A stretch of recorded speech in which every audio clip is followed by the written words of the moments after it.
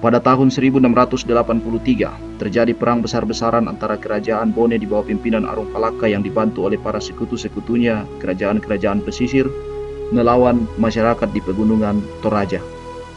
Selain dicatat oleh para sejarawan, perang ini juga dikenang dan diingat oleh masyarakat Toraja dalam cerita rakyat yang disebut legenda Topadatindo Tomi Saapangimpi.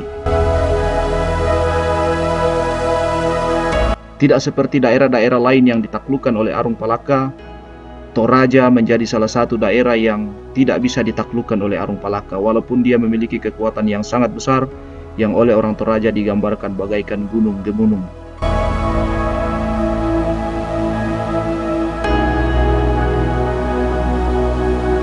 Video ini akan membahas bagaimana perang itu berlangsung dan mengapa Arung Palaka bersama dengan sekutunya tidak bisa menaklukkan Toraja. Siapa Arung Palaka? Arung Palaka tidak lain adalah bangsawan Bone yang dibuang ke Goa, yang kemudian nanti memberontak dan menjadi penakluk. Pada abad ke-16, kerajaan Goa Tallo tumbuh menjadi sebuah kekuatan besar di Sulawesi bagian selatan. Supremasi Goa Tallo ditegakkan dengan ekspansi dan penyebaran Islam di kerajaan-kerajaan lain. Pada bulan Oktober 1643, Bone diserang dan ditaklukkan oleh Goa Tallo yang dibantu oleh Sopeng dan Wajo. Arum Pone atau Raja Bone waktu itu, Lama Daremeng, dan saudaranya Laten Riaji Tosenrima melarikan diri ke Larompong, Luwu. Sejak itu Bone menjadi bawahan atau vassal atau palili dari Goa Tallo. Lama Daremeng kemudian ditawan dan dibawa ke Goa, sementara saudaranya Laten Riaji secara diam-diam kembali ke Bone dan menyusun kekuatan.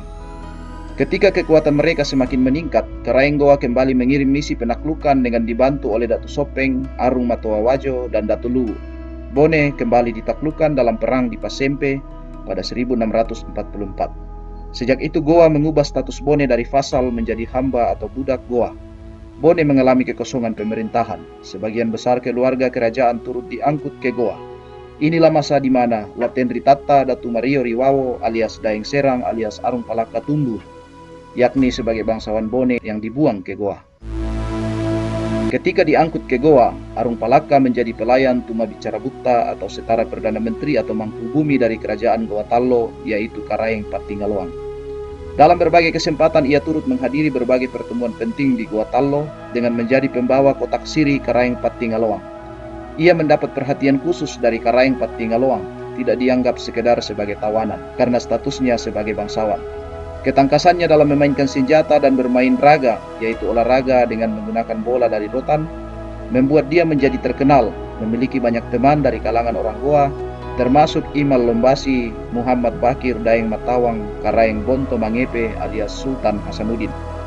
Kelak mereka akan berhadap-hadapan, Sultan Hasanuddin sebagai Karaeng atau Raja Goa, dan Arung Palaka sebagai pemimpin orang-orang Bone yang memberontak. Pemberontakan Arung Palaka dimulai karena dorongan Siri dan Pesse, merasa terhina oleh penindasan yang dilakukan atas diri orang-orang Bone.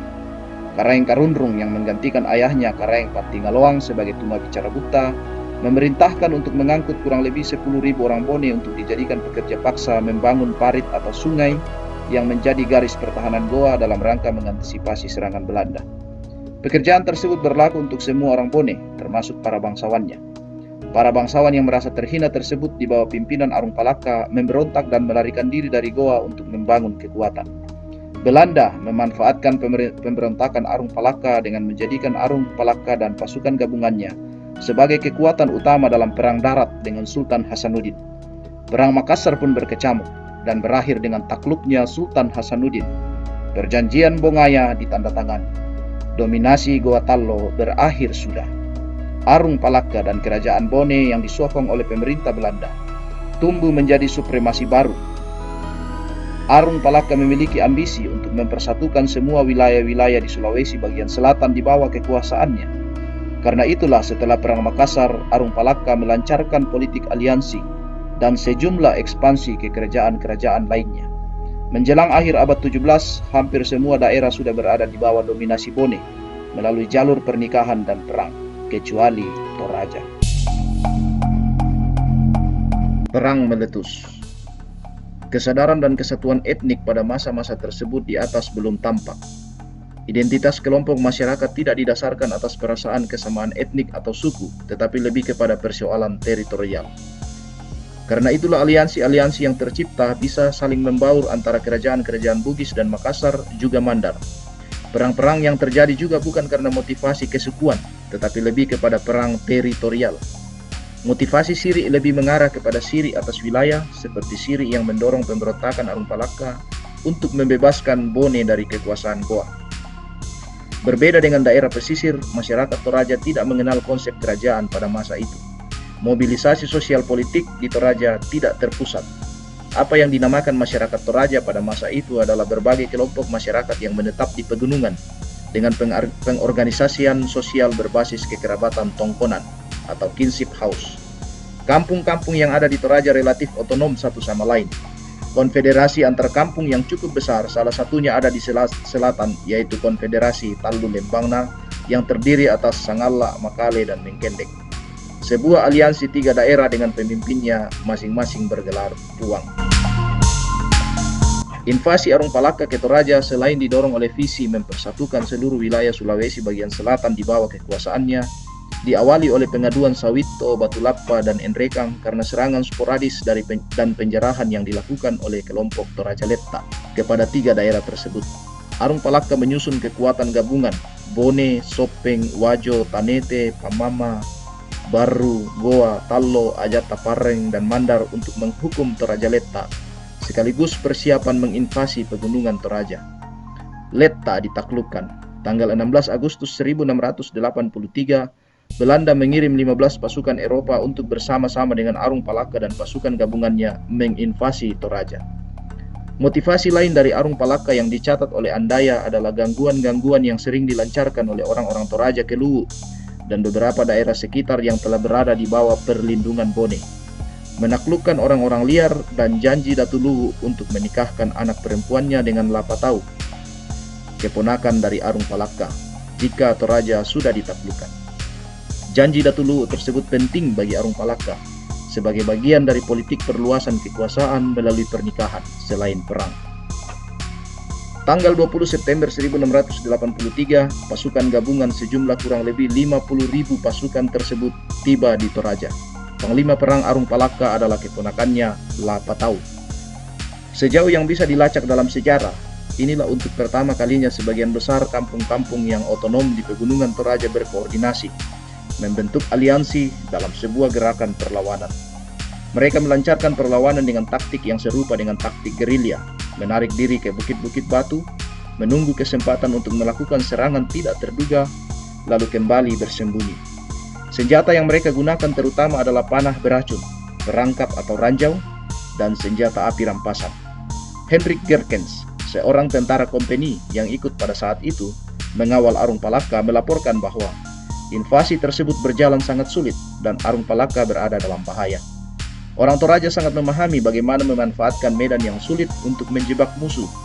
Pasukan Arung Palaka dipancing untuk terus-menerus masuk ke pedalaman lalu diserang secara tiba-tiba.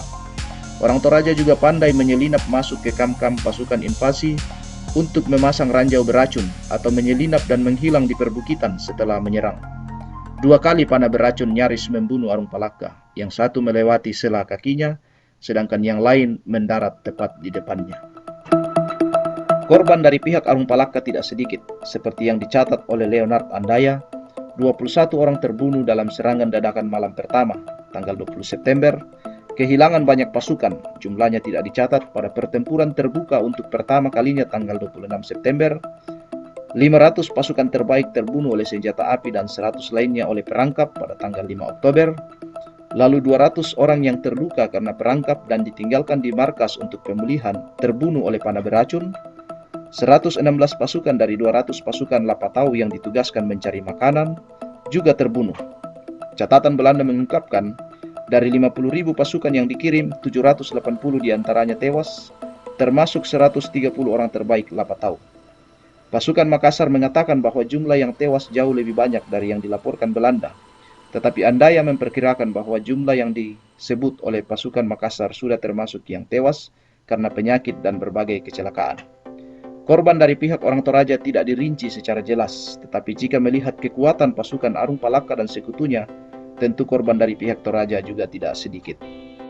Invasi Arung Palaka berakhir setelah diadakan perundingan antara kelompok pemimpin Toraja dengan Arung Palaka dan pasukannya. Sekelompok pemimpin Toraja dengan dipimpin oleh seorang perempuan tua yang buta, yang oleh mereka disebut sebagai ratu, akhirnya turun gunung untuk melakukan negosiasi. Mereka menyerahkan sejumlah kain, keris, dan seorang gadis muda. Selain itu mereka berjanji akan menyerahkan 1000 gantang beras dan 1000 ekor kerbau, dengan syarat bahwa Arung Palaka harus menarik pasukannya dari Toraja dan mengakhiri invasi. Arung Palaka lalu kemudian kembali dengan membawa 600 orang Toraja sebagai budak dan membagi-bagikan kepada para bangsawan sekutunya yang ikut dalam perang. Kerajaan Bone mengklaim kemenangan melalui invasi tersebut, sekalipun Bone menawarkan perjanjian sebagaimana yang terungkap dalam Lontara yang dikutip oleh Andaya, yang memberikan kebebasan penuh atas teritorial dan sistem sosial daerah taklukannya tersebut. Tetapi jika dianalisis lebih jauh, Arung Palaka sebenarnya tidak pernah berhasil untuk menduduki atau menaklukkan Toraja secara total. Pasca invasi besar-besaran yang pertama tersebut, pasukan Arung Palaka masih sering melakukan invasi-invasi berikutnya. Tidak seperti dataran rendah yang mudah dikontrol, situasi alam dan situasi sosial politik yang tidak terpusat di Toraja selalu menetralisir keadaan pasca invasi.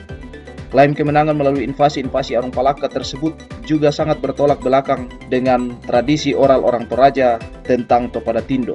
Sekalipun berbagai versi berkembang di Toraja tentang invasi tersebut, tetapi pada dasarnya memiliki alur yang sama di mana tidak ada satupun narasi di kalangan orang Toraja yang berakhir dengan kekalahan seluruh Toraja. Kita hanya akan menemukan cerita tentang pendudukan sementara Arung Palaka atas wilayah-wilayah tertentu terutama di bagian selatan.